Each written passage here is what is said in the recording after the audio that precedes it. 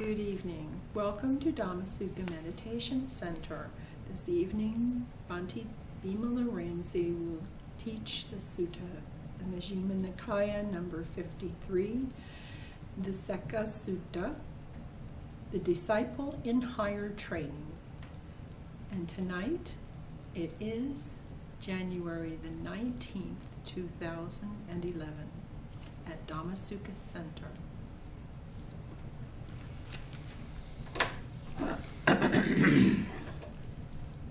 Thus have I heard on one occasion the Blessed One was living in the Sakyan country of Kapilavatthu in Nigroda's park.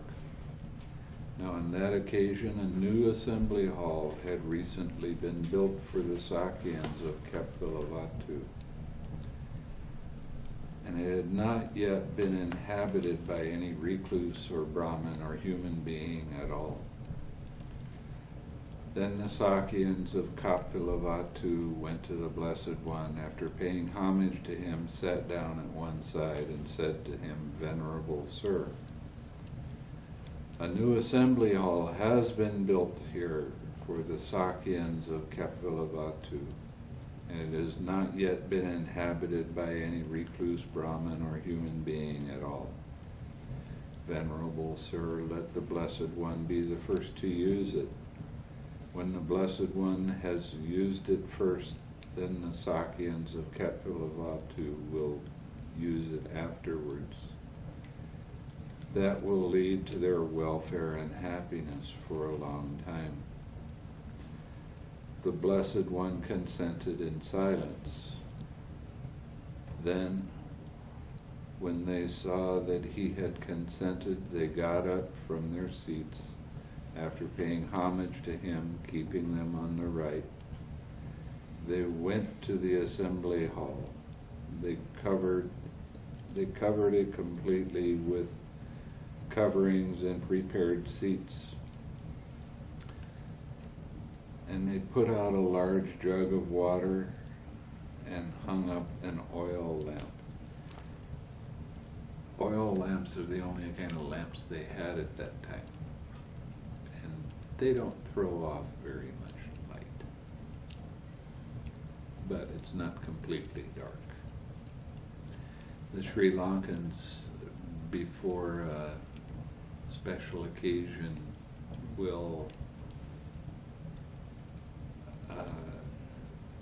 they will make a big deal out of lighting the oil lamp. What it is it's a set of, they're kind of like 5 plates, and they have a little holder for a wick, and it sticks out over that, but it sticks in the water, and it sticks in the oil, and they light it, and that way it'll stay lit for the whole time.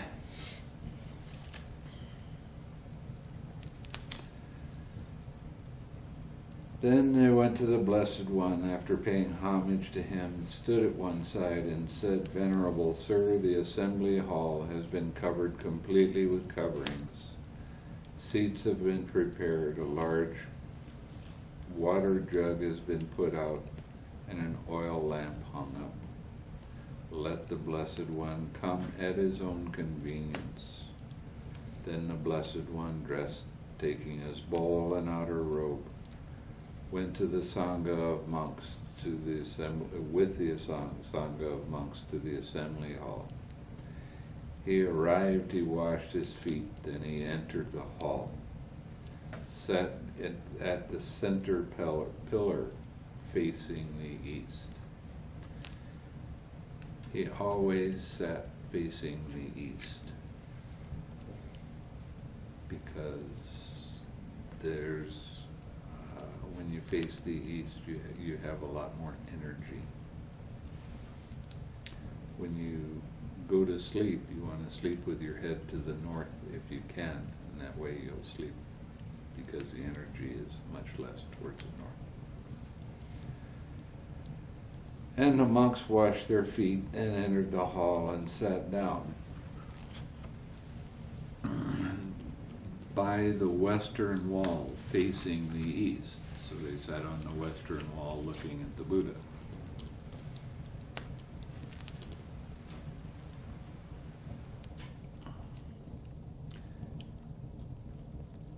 And the Sakyans of Kapvilavatu washed their feet and entered the hall and sat down by the eastern wall facing the west, with the Blessed One before them. So they were sitting at his back, basically.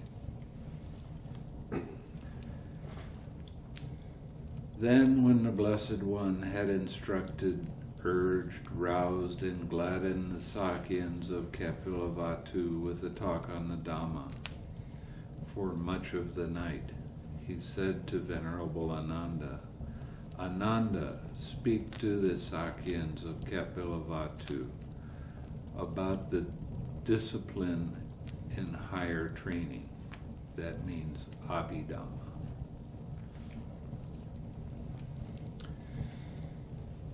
Who has entered upon the way, my back is uncomfortable, I will rest it.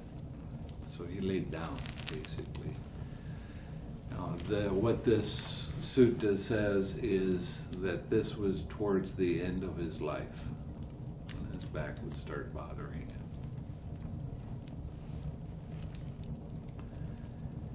Yes, Venerable Sir, the Venerable Ānanda replied. Then the Blessed One prepared his patchwork cloak, folded in four, laid down on the right side in the lion's pose. The lion. The thing that they don't really show you is he didn't lay with his head like that. There was a pillow there. He put his head on the pillow and he kept his hand up, because if you lay down on your right side, what are you going to do with your right arm? So he just put it up like that. And this is how monks are taught to sleep. You always sleep on your right side. If you sleep on the left side, the lungs push against the heart, and so you don't sleep very well. With one foot overlapping the other, mindful and fully aware, this is a formula of every time he laid down. Now, what this formula says is after noting in his mind the time for rising. In other words, they're suggesting that he went to sleep.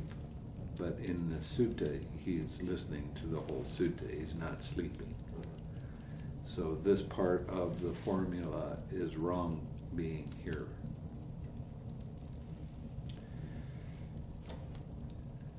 Then the Venerable Ānanda addressed Mahanama the Sakyan thus. Mahanama, here a noble disciple is possessed of virtue, guards the doors of his sense faculties, is moderate in eating, developed in wakefulness. He possesses 7 good qualities.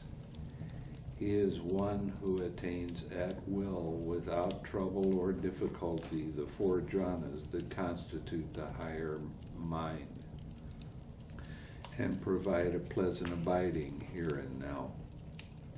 And how is a noble disciple possessed of virtue? Here a noble disciple is virtuous. He dwells restraint with the restraint. He dwells restrained with the restraint of the patimokkha. You have 5 or 8 precepts to keep. I have 227. He is perfect in conduct and resort, and seeing fear in the slightest fault, he trains by undertaking the training precepts. That is how a noble disciple is possessed of virtue. And how does a noble disciple guard the doors of his sense faculties? On seeing a form with the eye, a noble disciple does not grasp at its signs and features. Sense, and you could change that word grasp to cling, or crave and cling.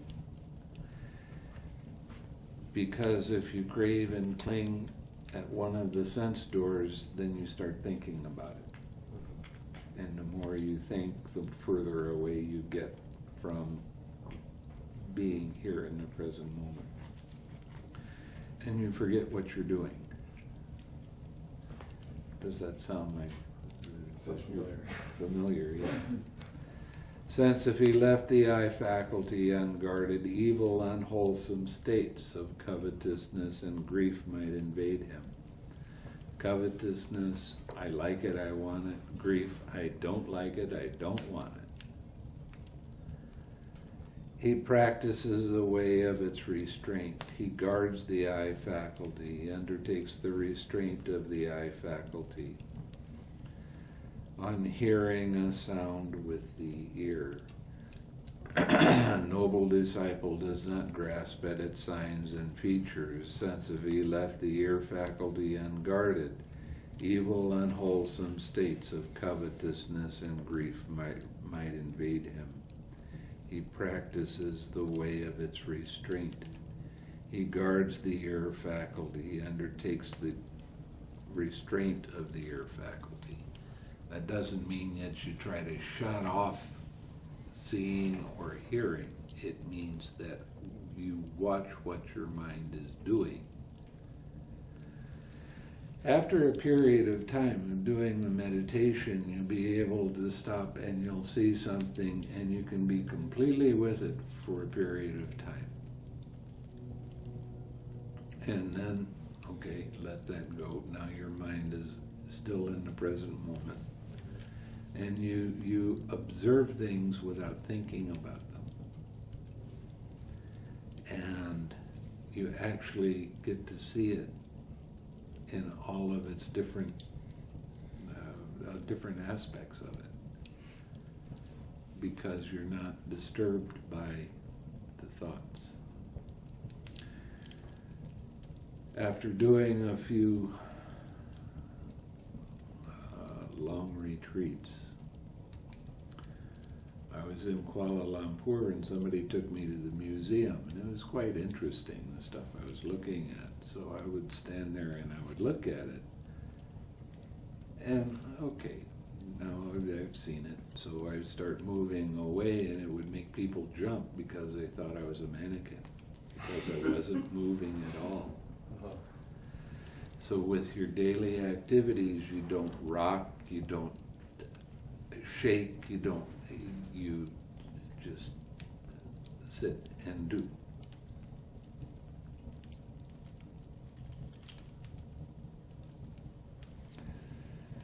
On hearing a sound with the ear, a noble disciple does not grasp at its signs and features, since if he left the which one was I on? Ear? No, smell. Since if he left the nose faculty unguarded, evil, unwholesome states of covetousness and grief might invade him. He practices the way of its restraint.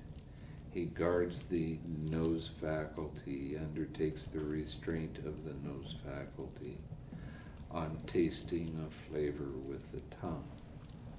A noble disciple does not grasp at its signs and features, since if he left the tongue faculty unguarded, evil, unwholesome states of covetousness and grief might invade him. He practices the way of its restraint. He guards the tongue faculty. He undertakes the restraint of the tongue faculty on touching a tangible with the body. A noble disciple does not grasp at its signs and features, since if he left the body faculty unguarded, evil, unwholesome states of covetousness and grief might invade him. He practices the way of its restraint. He guards the body faculty. He undertakes the restraint of the body faculty on cognizing a mind object with mind. A noble disciple does not grasp at its signs and features. That's the hard one, isn't it? It's easy to get caught up in thoughts and not even know where you are for a long time. Since if he left the mind faculty unguarded, evil, unwholesome states of covetousness and grief might invade him. He practices the way of its restraint. He guards the mind faculty. He undertakes the restraint of the mind faculty. That is how a noble disciple guards the doors of his sense faculties. And how is a noble disciple moderate in eating? Here, reflecting wisely, a noble disciple takes food, neither for amusement, nor for intoxication, nor for the sake of physical beauty and attractiveness, but only for the endurance and continuance of the body, for ending discomfort and assisting the holy life, considering I shall terminate old feelings without arousing new feelings, and I shall be healthy and blameless, and shall live in comfort. Eating is a rather important thing to do. But when the Buddha was eating, he only ate until half of his stomach was full. He drank fluids, a quarter of his stomach. He left the rest for air. When he would chew his food, it said he never swallowed anything that wasn't chewed. In other words, you chew your food until it turns to liquid. When you do that, your body stays very healthy. It's pretty amazing, actually. That he knew that back then? It's amazing that he knew that back then? Or? No, it's amazing that it works like that.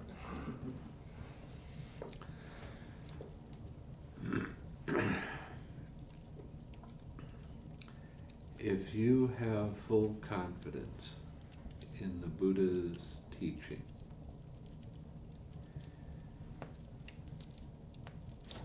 and you believe that he was fully awakened, your digestion is good. When you're eating and you eat and chew the way that I was just describing, your digestion is good. So all of these things play into the fact that you have a healthy body. Now, you don't eat in the evening. Actually,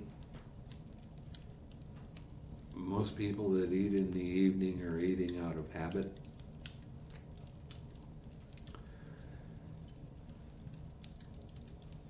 When I was in Australia, I got there and it was cold. Not quite as cold as this, but I left on June 21st, longest day of the year. I went to Australia, shortest day of the year. And it was cold. And I was staying in a trailer, and it was not winterized, and it was cold. I was eating only one meal a day, and I never caught a cold. But it got to be the end of the range retreat. It started getting warm. And I started coming out and chit-chatting with monks while they were eating, and then I was taking a little bit here and there, and before long I was eating a meal. Immediately I caught a cold. I stopped eating, only ate one meal a day, cold went away. So the whole thing with eating, a lot of people, they make up their mind that they have to eat certain times of the day. And actually you don't. Oh, you always need to have a good breakfast. Well, what time is breakfast? For me, it's 11 o'clock. It's breakfast and lunch at the same time. I don't get sick very often. She's been with me for 11 years, and the times that she's seen me sick, you can put on one hand. It's true. And when I start to feel sick, I don't eat. I will not eat anything at all. All I do is take vitamins and rest.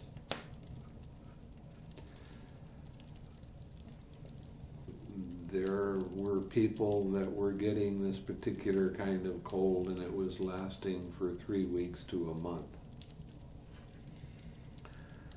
I got it, it lasted 3 days.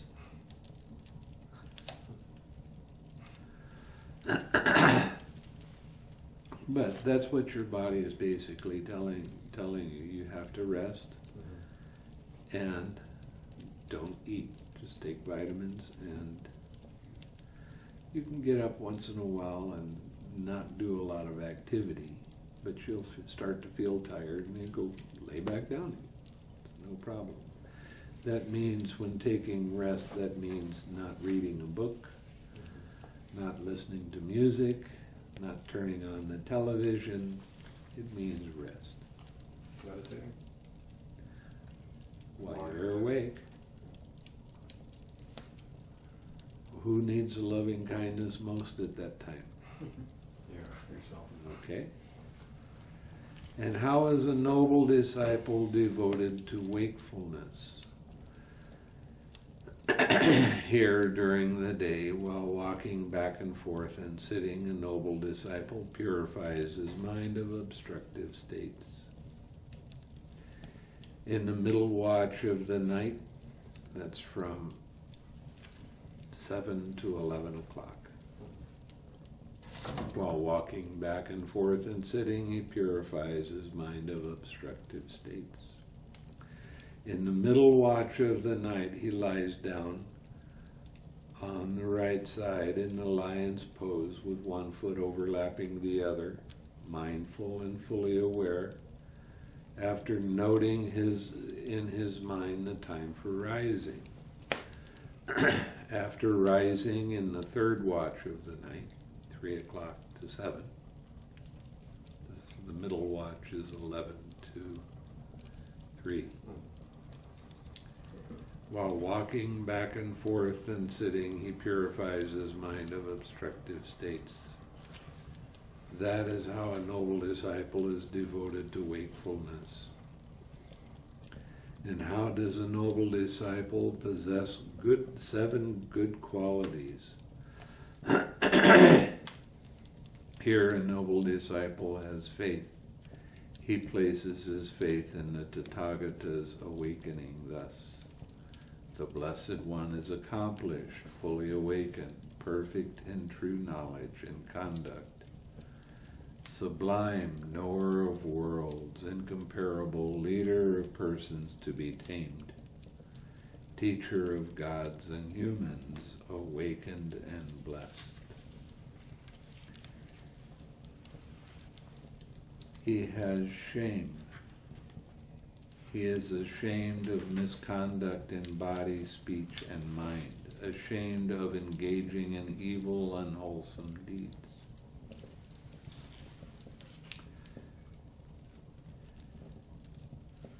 He has fear of wrongdoing. He is afraid of misconduct in body, speech, and mind, afraid of engaging in unwholesome speech and deeds.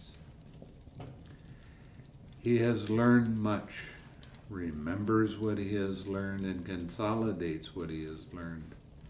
Such teachings as are good in the middle, good in the beginning, good in the middle, and good in the end, with the right meaning and phrasing, and affirm a holy life that is utterly perfect and pure. Such teaching as these he has learned much of, remembered, recited verbally, investigated with the mind, and penetrated well by view. So this is what you're starting to train to do right now. What are unwholesome things? What are unwholesome things to be afraid of? Taking anything personally. Anytime I am that, I am suffering. and I am causing my own suffering. So it's a pretty amazing thing when you get that insight that you're causing your own problems.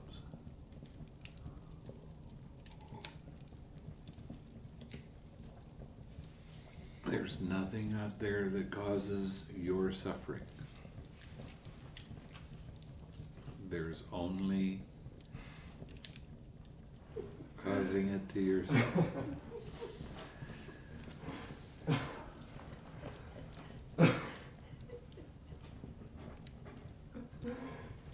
I don't like this. I want that.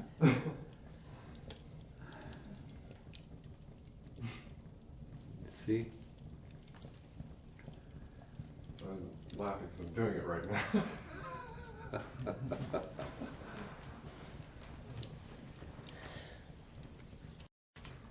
Well, don't do that.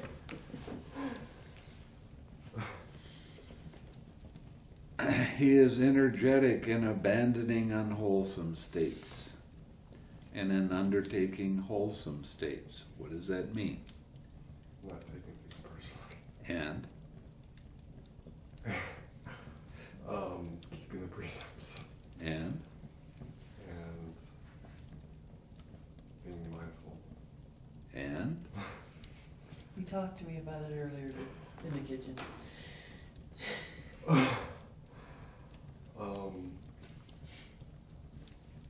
Doing the 6 R's. That's right. There you go. See, what is right effort?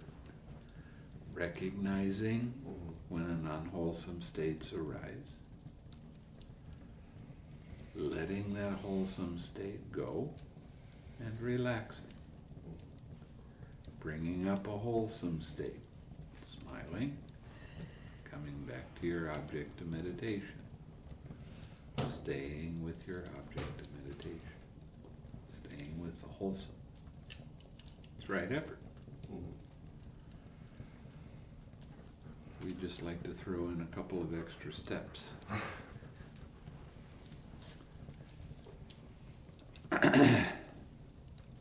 He is steadfast, firm in striving, not remiss in developing wholesome states.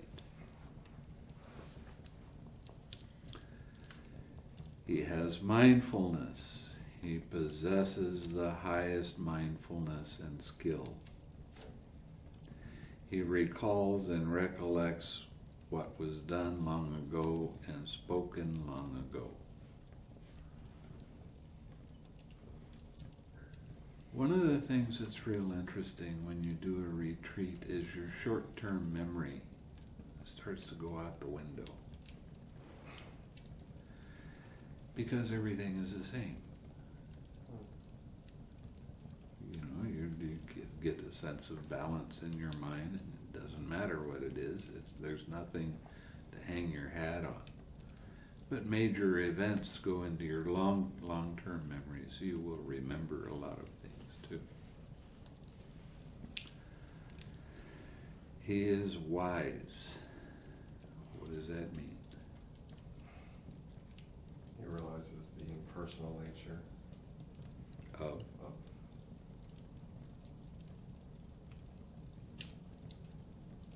conditioned states. Everything. He's so close. that's yeah. You just, You as get- an you engineer, get- you, you get just it. made it bigger, but you know it is.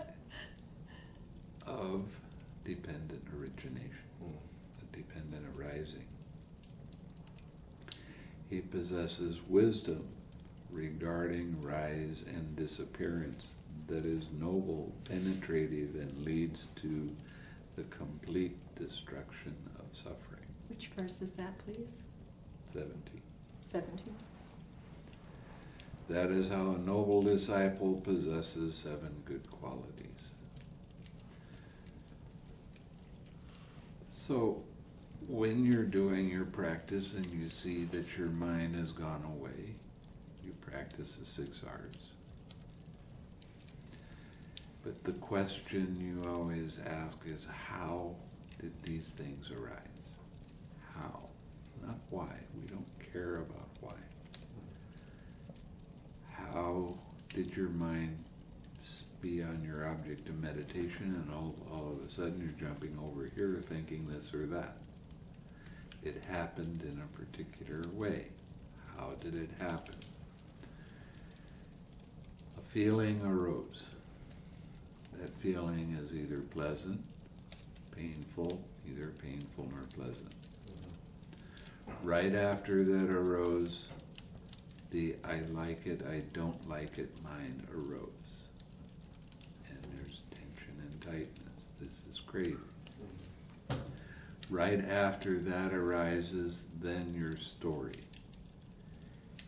Your thoughts, your opinions, your concepts, your ideas about why you like or dislike that feeling. Right after that, you have your habitual emotional tendencies arise. Now you're trying to control the feeling with your thoughts. But feelings are one thing and thoughts are something else. They're not the same. They don't have the same domain. You have 5 aggregates. You have body, feeling, perception, thoughts, consciousness. So when a feeling arises and you either like it or dislike it and you get caught up in your thinking about and your emotional attachment to it, you are driving yourself to sorrow, lamentation, pain, grief, and despair. You're causing yourself suffering. So, how do you let go of that suffering? 6 hours. That's right. Not using the 6 R's as some kind of a stick to stop things from happening. 6 R's are for allowing only. Just allow it to be there, but don't keep your attention on it.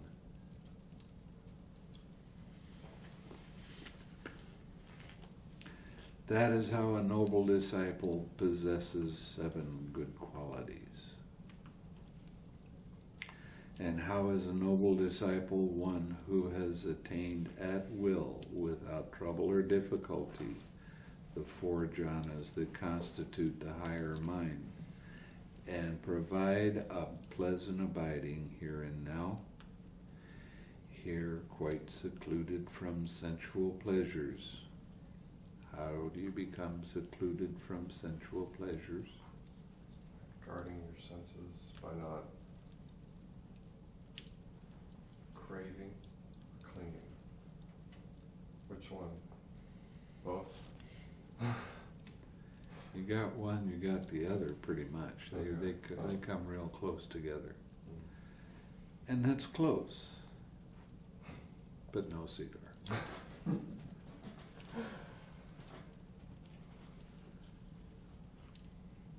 Using the...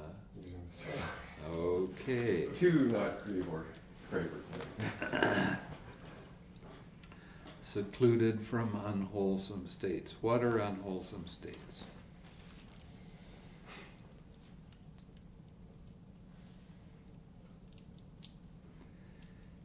Anything that distracts your mind away from your object of meditation. Now, the Buddha talked about the five hindrances. They're all distractions. Doesn't matter what you call it. Anything that pulls your mind away, what do you do with that? 6 hours. Now you're getting the idea.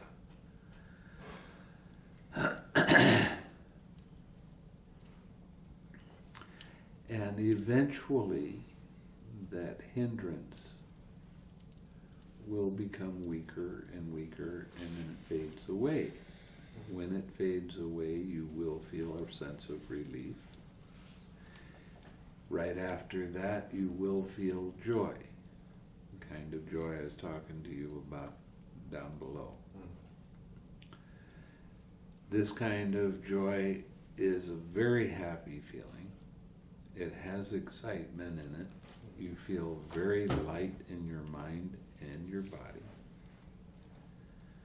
When that fades away, you feel very strong tranquility, and you feel really comfortable in your mind and body. You can stay on your object of meditation pretty well for a period of time before your mind gets distracted.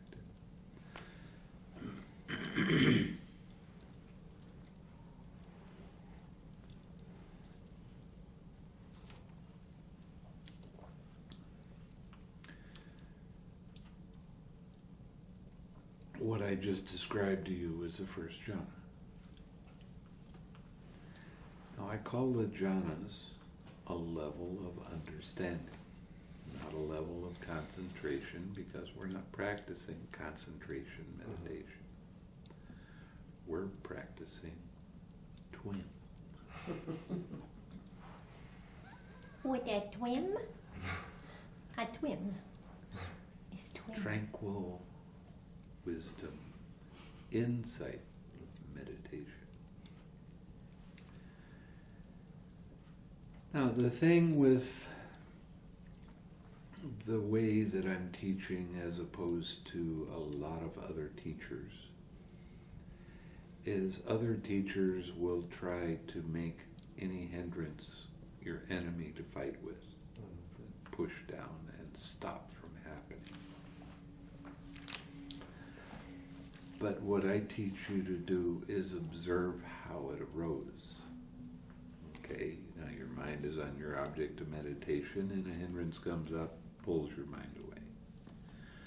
So you 6R that and then come back to your object of meditation. And it does it again.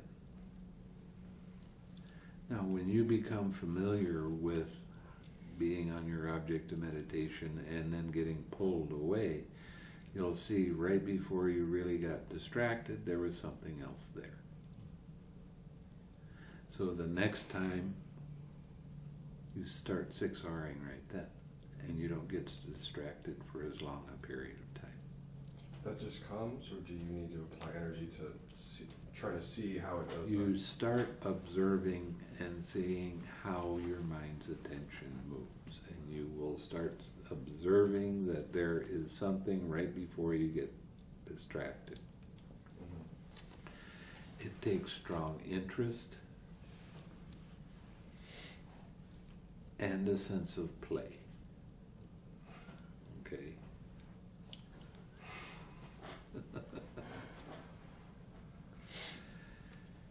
Now, when you start noticing that, then you'll start noticing that you stay on your object of meditation for longer. And the distraction, they don't last for as long. So the hindrance is actually helping you to strengthen your mindfulness, your observation of how things work. So it's not something to fight with. That is your teacher, and you are teaching yourself. Okay? How strong is your attachment to whatever that is?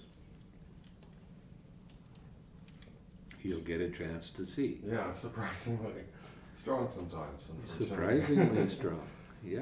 Yeah. But every time you 6R it and you come back to your object of meditation lightly, not holding on to that,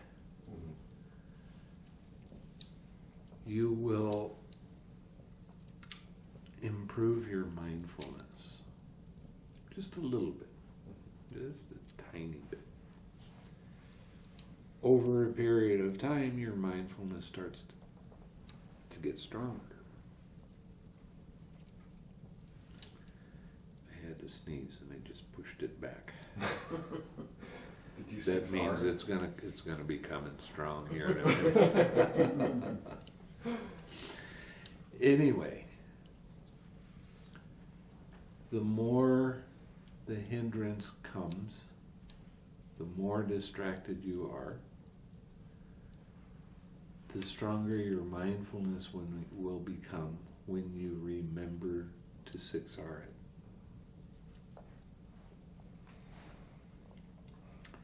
And it will stay around as long as that attachment of I am that is there. That's what all attachment is. I like it, I want it. I don't like it, I don't want it. That's attachment. I. So the more you can actually have the hindrance come up and 6R that hindrance, you're teaching yourself not only how this process works, you're starting to see some of the steps of dependent origination. And you'll be able to recognize them for yourself. We'll be going over dependent origination before too long. But I already did. When I was talking about the feeling and the craving and the clinging and your action and all of the pain and other stuff. I was talking about dependent origination. That's how it works, but you have to realize how it works for yourself. So you have to be very observant to do it. What's the best way to improve your mindfulness? Being playfully interested in using the 6Rs. And smiling. And smiling, yeah. If you smile all day, Cheeks hurt a little bit. that's good. I went through that. I can remember that. That means you haven't been practicing for long. You got to develop your muscles. So you continue smiling, and you'll see that you'll be able to notice when you're not smiling and how the reason you're not smiling is because there's some kind of attachment there. So I want you to smile all the time. You already told me today. Face is starting to hurt. Well, It's been, I've just been trying to 6R I've and had not people- mention that it hurts. I don't want to complain about it. I've had people that after a 10-day retreat, they came with a beautiful smile on their face and they say it's stuck. And what am I going to say? Good. Keep it that way.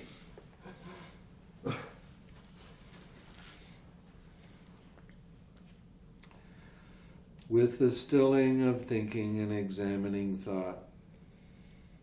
I don't want to do that.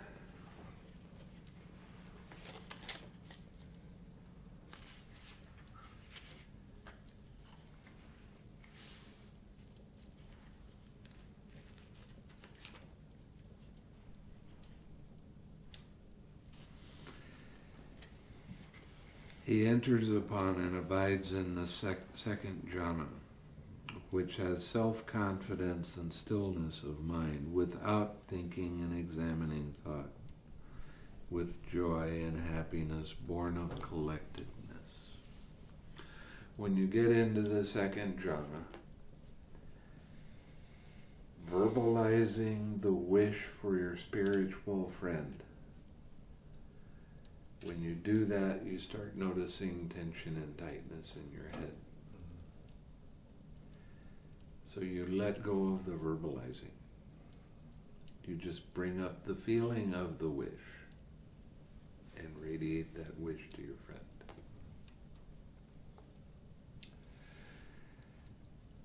Now, when you get into the second jhana, what happened was your mindfulness got weak when you were in the first jhana, and then one of your old friends and teachers came along. And a hindrance started arising again. Now you have to work with that one. And as you do that, and as you finally let it go, you start to get a lot of confidence that, yeah, now I'm understanding this. This is good stuff.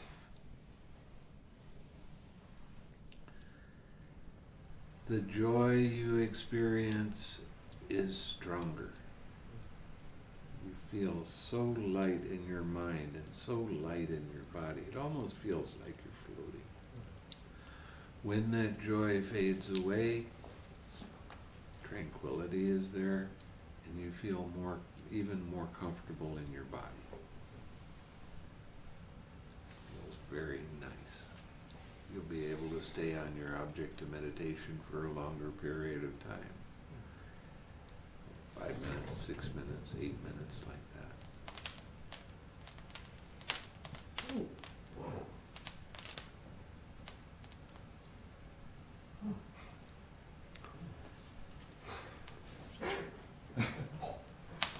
Whoa! Okay, children. Is it closed or not? Yeah. I feel like I experienced some of these things at that Vipassana retreat. Maybe you did, maybe you didn't. Doesn't really matter anymore, does it? Nope. Not at all. Because you were doing a different kind of practice. If you would have had the relaxed step in it, that would be the same as this. But without that relaxed step, you were experiencing what we call absorption concentration.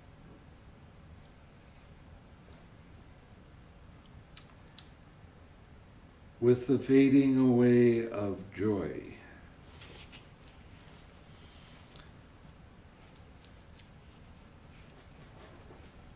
you abide in equanimity, mindful and fully aware, still feeling happiness with the body. You enter upon and abide in the third jhana, on account of which noble ones announce, he has a pleasant abiding who has equanimity and is mindful. When you get into the third jhana, joy doesn't arise anymore.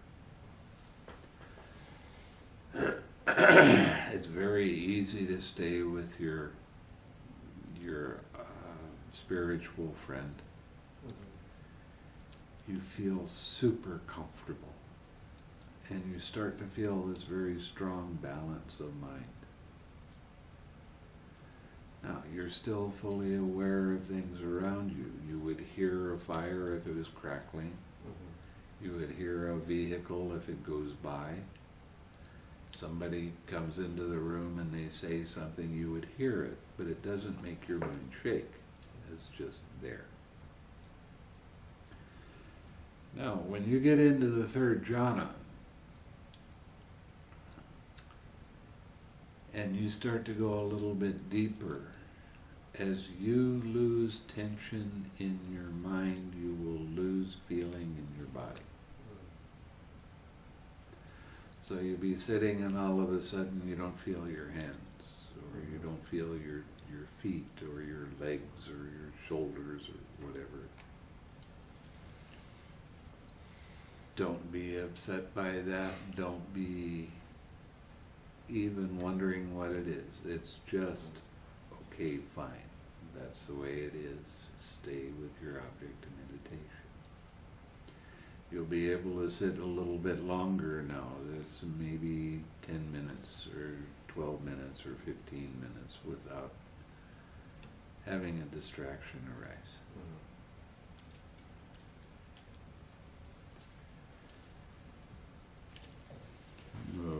Okay.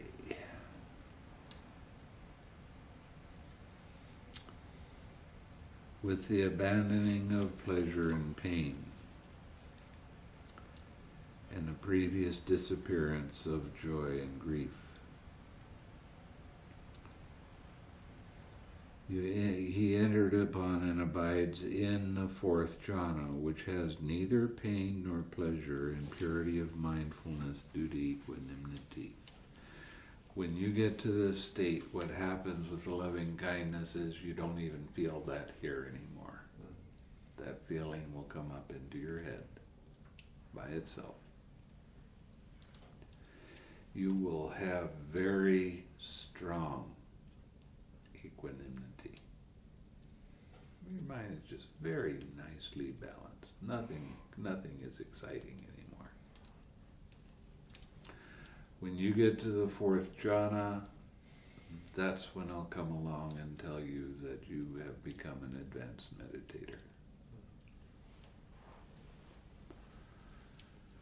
Up until then, you still had your rookie status. And there's all kinds of other neat things that are going to happen for you that I'm not going to tell you about. But once you get to the fourth jhana, I will change your meditation so you won't be staying with the same spiritual friend anymore, and I'll give you other things to do.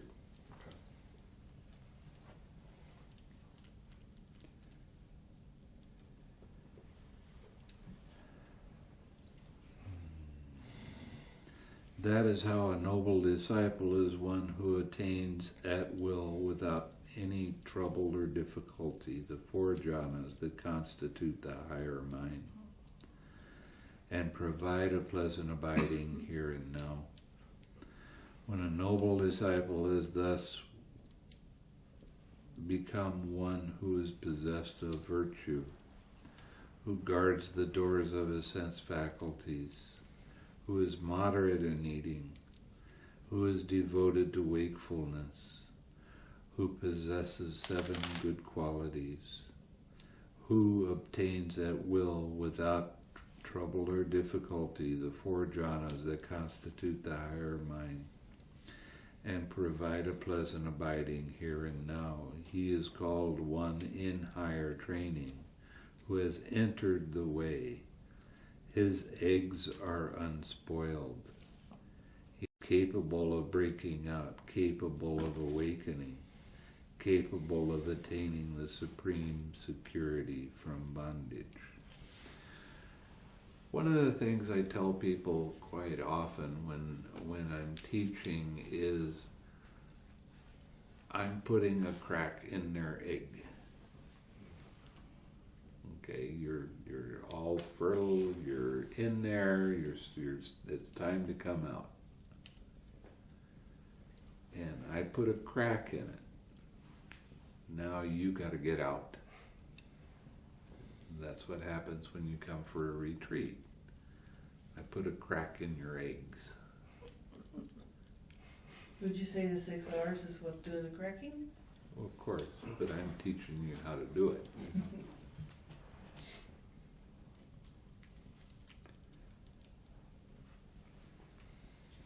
Suppose there were a hen with 8 or 10 or 12 eggs, which she has covered, incubated, and nurtured properly. Even though she did not wish, oh, that my chicks might pierce their shells with the points of their claws and beaks and hatch out safely. Yet the chicks are capable of piercing their shells with the points of their claws, beaks, and hatch out safely. So too, when a noble disciple has thus become one who is possessed of virtue, he is called one in higher training, who has entered the way. His eggs are unspoiled. He is capable of breaking out, capable of awakening, capable of attaining the supreme security from bondage.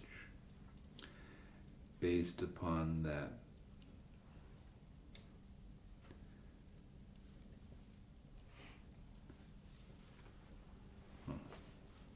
excuse me.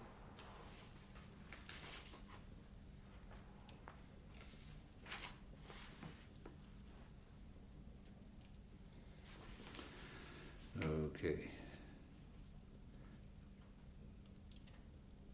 based upon that same security, a supreme mindfulness whose purity is due to equanimity with the divine eye, which is purified and surpasses the human. This noble disciple sees beings arising and passing away.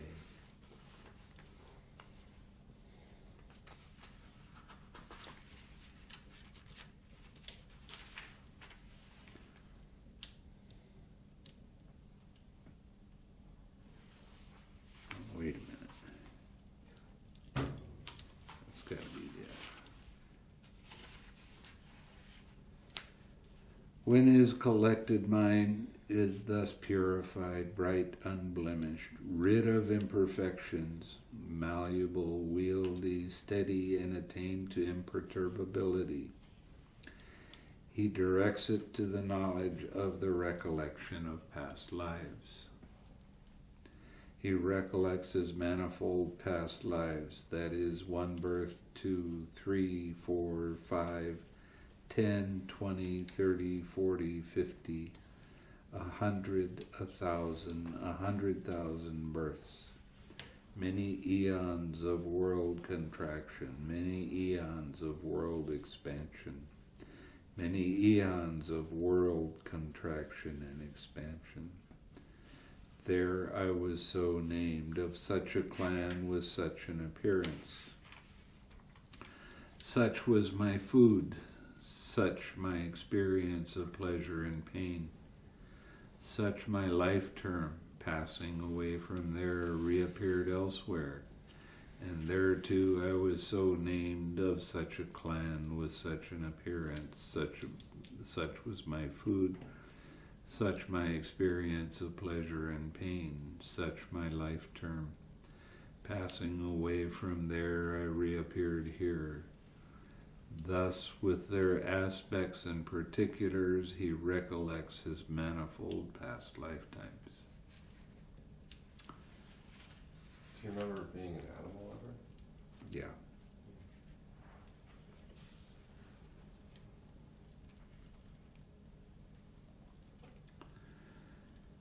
And you remember who you were close to and who you weren't. You can remember some of the people in this lifetime that you had other lifetimes with. That sort of thing happens. And it's not anything particularly mysterious or mystical. It's just remembering what you did in the past. You're just developing your memory. What did you do last week? Past lifetime. All you do is keep going further and further back until you just pop into another lifetime. But you don't do that without getting to the fourth jhana.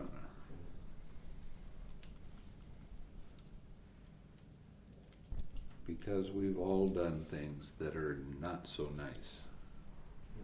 And remembering those things, or pain that we had because of what somebody else did to us in a past lifetime, they can come up. So you need to have your equanimity.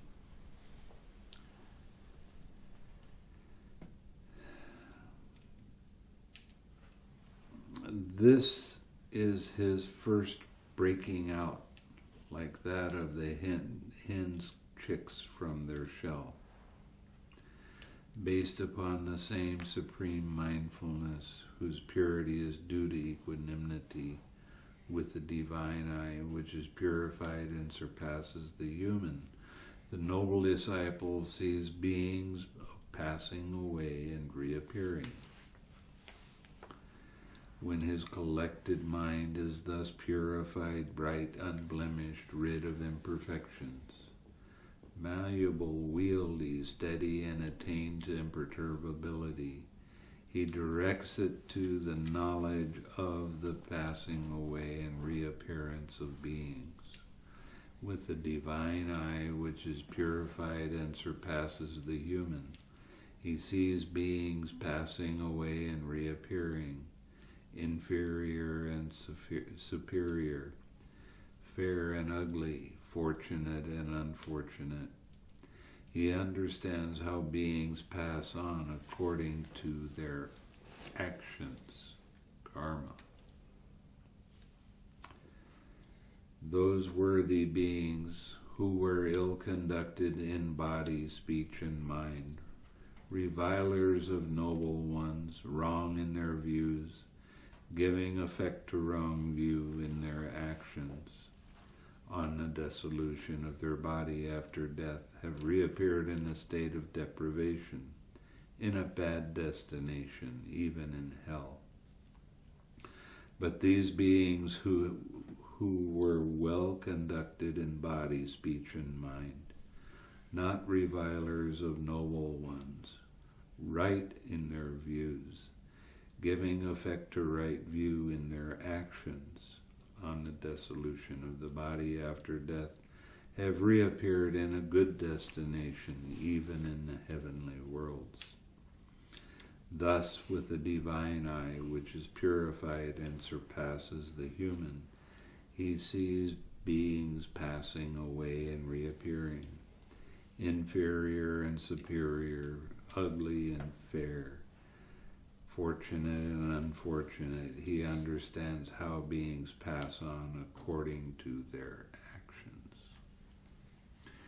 So when you get to this state, your divine eye is actually fairly strong, and you're able to see other realms, hell realms, heavenly realms, hungry ghost realms, all kinds of different stuff. Which leads me to my favorite story. Oh. I can't help it. This guy died, and he went up to St. Peter. This is not Buddhist particularly, but he went to St. Peter, and St. Peter says, well, you've lived a pretty good life. I'm going to give you your choice of where you want to go. Let's go visit these different realms, and you can see. So he goes to this one realm, and he sees a couple people sitting around, drinking coffee, laughing, having a good time. And then he takes him down to this one room where it really smells bad. And this room is filled with excrement right up to the lower lip. And there's all these heads popping up, and they're whispering something to each other. Don't.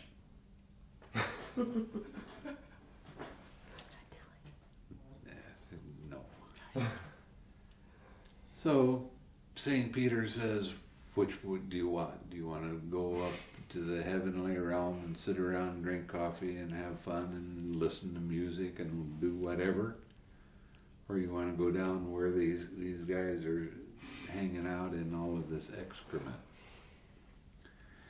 And this guy's curiosity is just really strong. And he starts thinking, I wonder what they're thinking. What are they saying? So finally he said to St. Peter, I want to go in the room. St. Peter just kind of, okay, that's what you want. So he goes in the room, and he gets close to somebody so he can hear what they're saying to each other.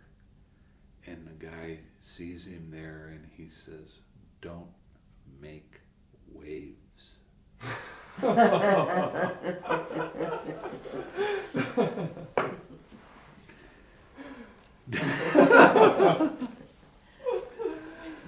So he had a lifetime of that.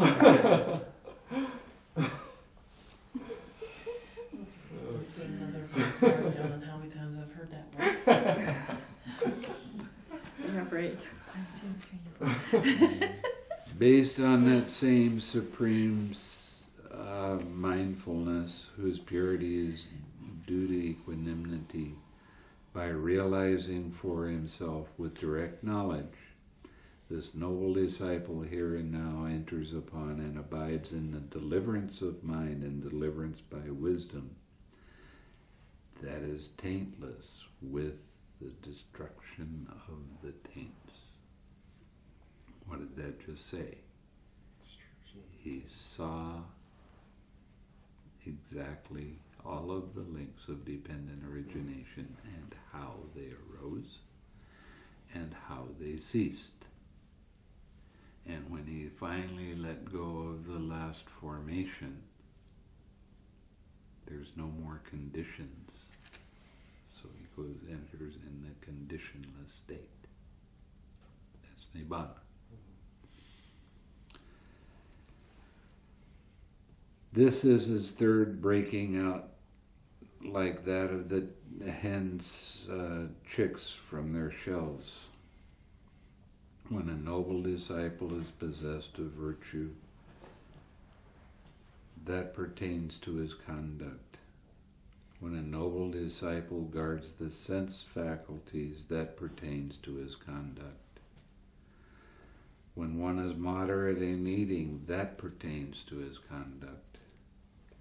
When he is devoted to wakefulness, that pertains to his conduct. When he possesses 7 good qualities, that pertains to his conduct. When he is one who attains at will, without trouble or difficulty, the 4 jhanas that constitute the higher mind, and provide a pleasant abiding here and now, that pertains to his conduct. When he recollects his manifold past lifetimes with their different aspects and particulars, that pertains to his true knowledge.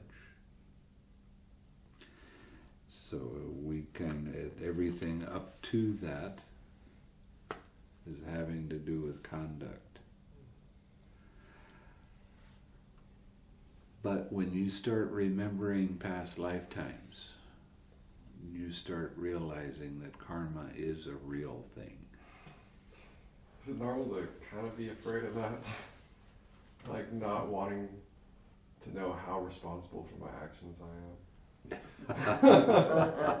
Is that weird? You know, there's that little voice. I don't know. Well, it's like myself, you know, like not wanting to die off. You know? It's like holding on.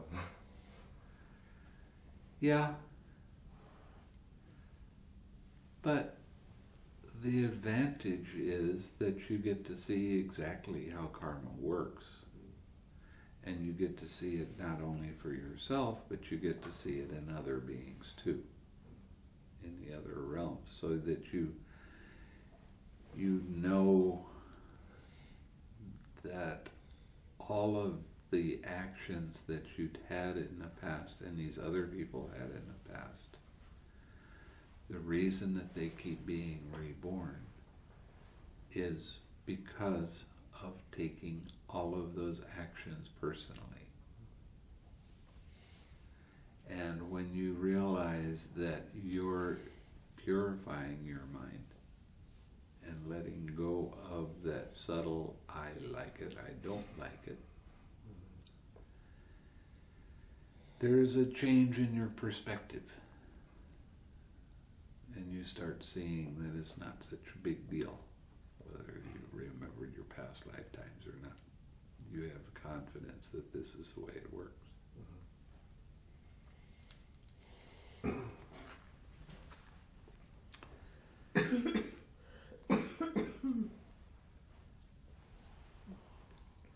When with the divine eye he sees beings passing away and reappearing and understands how these beings pass on and reappear according to their actions, that pertains to his true knowledge. What this particular sutta is doing is there's 3 ways to attain Nibbana. First, you get to the 4th jhana. Then you go through all of the arupa jhanas. And then you have the cessation of perception, feeling, and consciousness. And when you come out, you see the links of dependent origination, and you attain Nibbana. That's one way. Another way, and this is for, it's said, this is for people that have high intelligence. This is the way they teach. There are some people that are very sensitive to feelings. They get to the fourth jhana, and the psychic abilities start naturally coming up by themselves. And eventually you go through the being able to read minds and fly in the air and dive in the earth and stuff like that. But eventually you get to a place where there is the cessation of perception, feeling, and consciousness. When you come back, you will see the links of dependent origination. After that, you attain Nibbana. Now, for those who have a very strong mixture of both being able to recognize feelings and intelligence, that's what this is talking about. These are called the three true knowledges, Tivija in Pali. You experience the fourth jhana, you remember past lifetimes, you see the disappearance and arising of beings in different realms. Eventually you experience the cessation of perception, feeling, and consciousness. You see the links of dependent origination. You experience Nibbana. Now this is really key to understand. Everything in the Buddha's path is about learning how dependent origination works.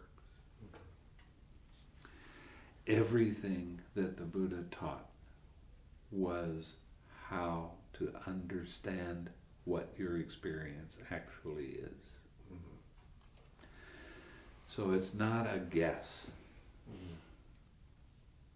And I've been to a whole bunches of retreats. And sometimes you go up and ask a teacher and they'll try to bluff their way through it and tell you, you don't need to know that right now. Yeah. Well, I don't go along with that. I've been told that no one reaches Nibbana in this lifetime. I'm here to tell you that's not true.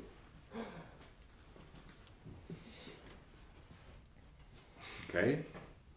I hear you. So you can take that for whatever it's worth, but it's not true. The reason that a lot of people don't attain Nibbana is because they're not following the directions that the Buddha gives in the suttas. And that letting go of craving is major. The relaxing, continual relaxing of your mind and body is really major. So, when you practice this way, you will be able to experience Nibbana. When? Whenever the conditions are right. But it can certainly be in this lifetime. I promise you that. When, by realizing for himself with direct knowledge, he here and now enters upon and abides in the deliverance of mind and deliverance by wisdom. Seeing the dependent origination. That the taintless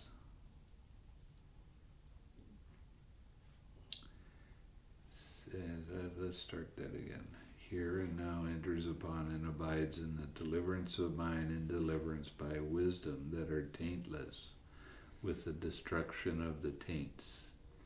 That pertains to his true knowledge. So that's the third knowledge. This noble disciple is thus said to be perfect in true knowledge, perfect in conduct, perfect in true knowledge and conduct. And this stanza was uttered by the Brahmin Sanakumara. The noble clan is held to be the highest. highest of people in this as to lineage. but best of gods and human is one perfect in true knowledge and conduct. Now that stanza was well sung by the Brahmin Kumara, not ill sung. It was well spoken, not ill spoken. It has a meaning and is not meaningless, and it was approved by the Blessed One. The Blessed One rose and addressed the Venerable Ānanda thus, "Good, Ānanda, good. It is good that you have spoken to the Sakyans of Kapilavatthu about the discipline and higher training who has entered upon the way." That is what Venerable Ānanda said. The teacher approved. The Sakyans of Kapilavatthu were satisfied and delighted in the Venerable Ānanda's words.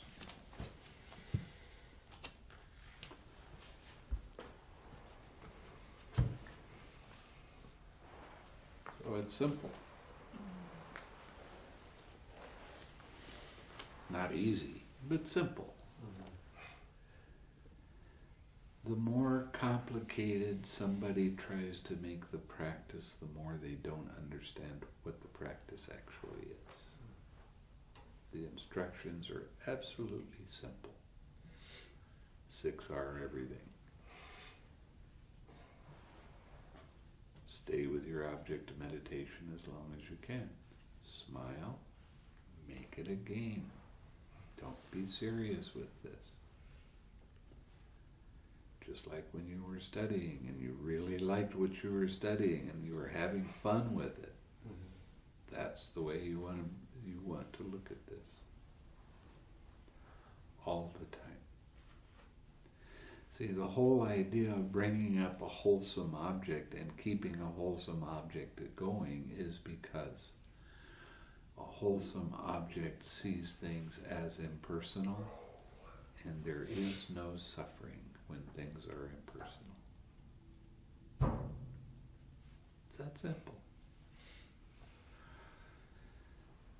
So it's very important to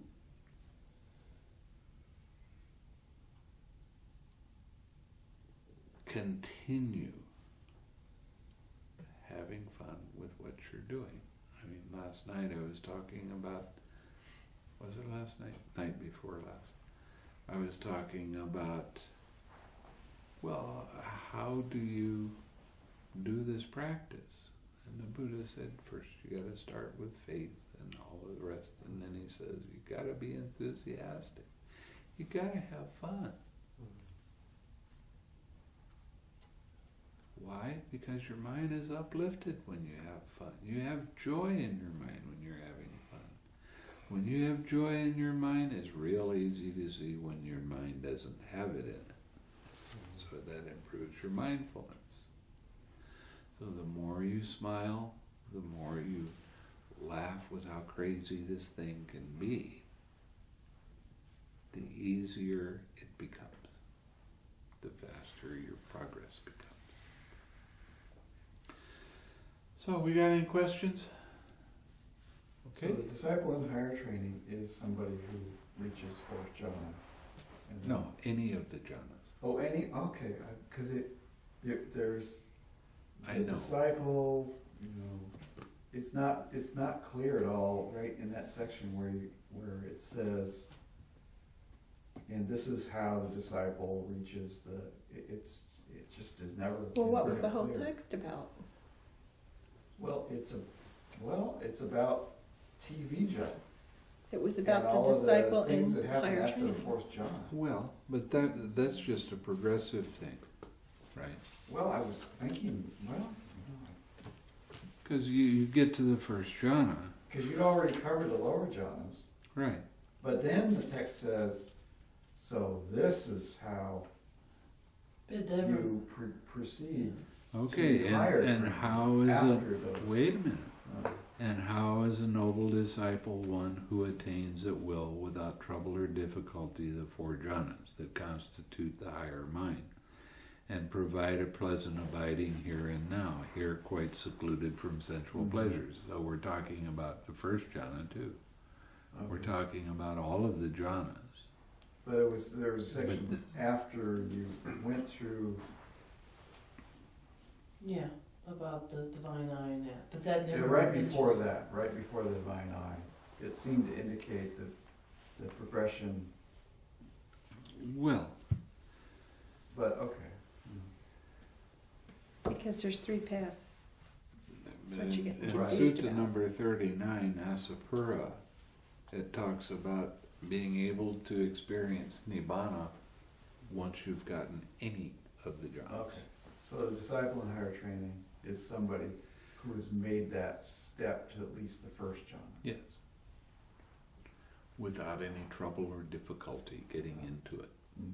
So it can't be a beginner just Can't be experiencing by it. accident. It's It somebody has to who's pretty able. much happen as soon as you sit. Okay.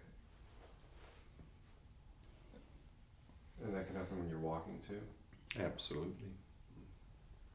Happen while you're washing the dishes. It can happen when you're washing your feet. I mean, It can happen when you're going to the toilet. He always likes to add that. Well, because it's in here. It is. Mm. It is in the suttas. While you're taking a shower, it doesn't matter. What are you doing with your mind? All the time? All the time.